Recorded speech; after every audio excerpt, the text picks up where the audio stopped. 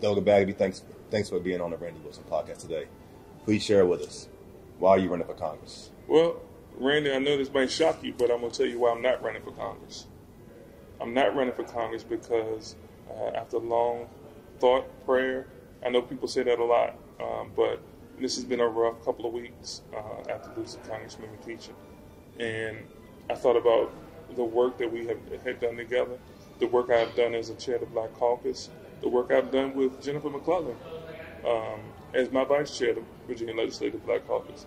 The things I see as it relates to what the community should be doing as it relates to working together. And I want to be an example for that.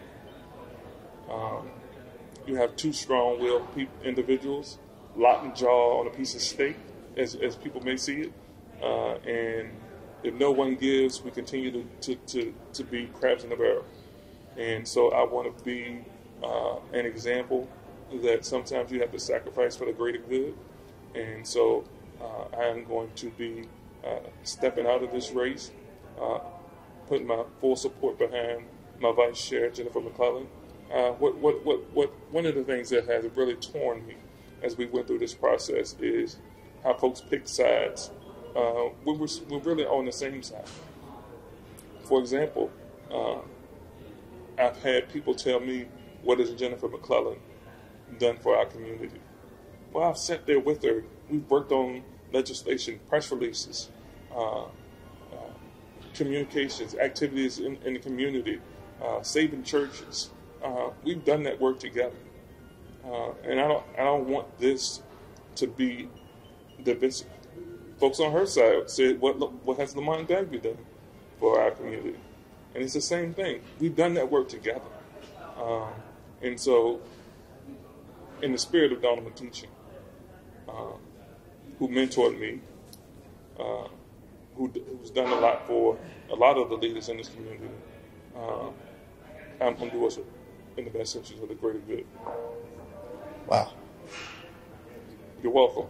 Yes, very, very much so. You guys heard that here on the Randy Wilson podcast, and I definitely didn't expect it, but at the same time, you're a commendable man.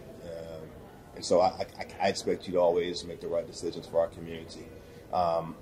What do you think the community right now needs to do to rally behind Senator McClellan? Well, everything that I have, I'm going to pour into her campaign, and that goes from resources related to finances, to people making phone calls, to people on the doors, to the buses that we have scheduled to be to drive individuals to churches. We're going to put all the resources that we can behind her, and then hold her accountable and make sure that she continues the work that she's been doing in the General Assembly and take that to Congress. I think one of the things that people are interested about is when you look at Senator Morrissey, with him having a strong base south of the river, the Petersburg area, things like that. The governor is working down there quite a bit right now in the Petersburg area. What do you think people need to know right now that may not be as familiar with Senator McClellan about her down that way? What do you think people down there need to know? Because we're targeting Petersburg right now with a lot of content intentionally. Yeah, and one of the things I want to make very clear that a lot of the announcements that the governor is making are announcements that are a result of the previous administration, the Northam administration. Okay. And that was work that we put in. That was work that LaSharice Aird put in, Jennifer McClellan put in, I put in, as a result of putting things in the budget and making sure that the money and resources were there. But not just Petersburg, but all economically challenged communities. And so